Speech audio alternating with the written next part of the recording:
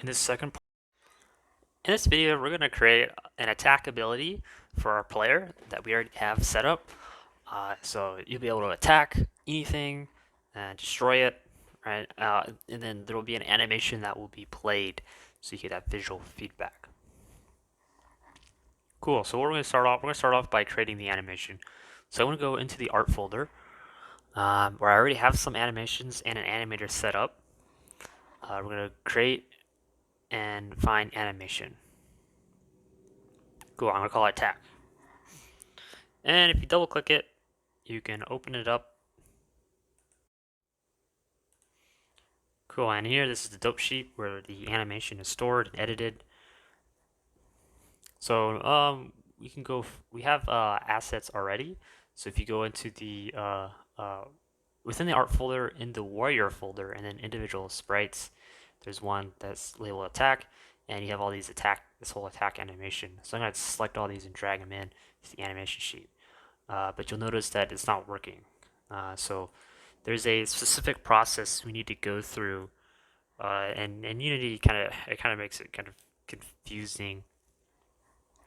But essentially, um, this animation clip that we have needs to be tied to a animator, right? And so we will. I'll show you what an animator is now. So let's go to the player, which already has a sprite and animator set up. So you notice in the inspector on the right, you have sprite render and animator. So I've already added the animator object, but essentially what the animator is, it's a component that you add, and it controls different animations that one player might have, right? Because we can walk around, we can stand in our idle position, we also jump, right? That's three animations that are already programmed in here. So to add a new animation to this animator, we need to have it selected. So that's the first thing to do. And so if you notice the animation window is now lit up. See, now I have idle, walk, and jump. So we want to we want to add attack. We already made our animation sheet. So we're going to just drag it into this animator. And again, you can find it under window, um, animation, and animator if you lost the animator window. All the windows are found under the window screen or option. Cool, so now I have my animator worked up, and you can already see there's already a bunch of, um, the whole state is set up with the walk, jump, and idle, and we just need to add that attack animation file that we just created. Then it'll be tied to the player animator, then we can add the correct animations. So let's do that now. Go back to the animation, attack animation, drag it in. All right, cool. Now if you go back to animation, there you go. There's our attack file. So we click onto it, it's empty. So we'll just go back to our warrior animation and just do the same process. And now you see we can actually drag it in. Cool, I'm gonna zoom in, and if you press play, it's really fast. And you can actually drag it out using those little sidebars. I'm gonna drag it out to 30 seconds. So you have to have them all selected for this to work. And there you go.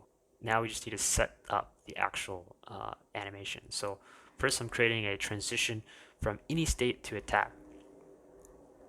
So what that means is no matter what state, what animation the player is in, you can transition to attack, right? That's what we want to do. If you're walking, idle, or jumping, you should be able to transition to an attack.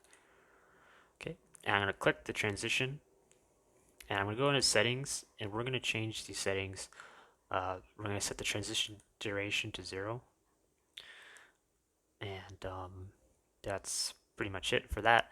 We're going to add a condition, right? Because we want it to only happen when attacking. We don't have a condition right now, so I'm going to add a trigger. I'm going to call it attacking.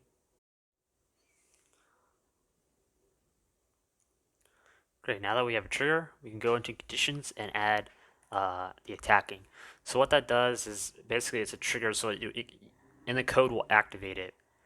Which I'll show you how to do that, but it'll just activate once, and then it says, okay, hey, we're attacking, and then it will, from whatever state we're in, it will transition into the attack. animation. Now, once we undo the attack animation, we need to transition to back to idle and restart the whole loop, right? So we're not stuck in animate in the attack.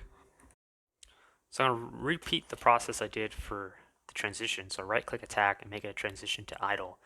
And then I'm going to change the exit time to 1 and the transition duration to 0. So it's going to have an instant transition, but this time it has an exit time. You notice exit time is checked. And exit time 1 will mean it will complete the whole animation first before it will transition to idle. Okay? That should be set up. And now we go and play the game. You can press the trigger in the animation file or in the animation window. Just press it and it will activate the attack. And it's working. Cool.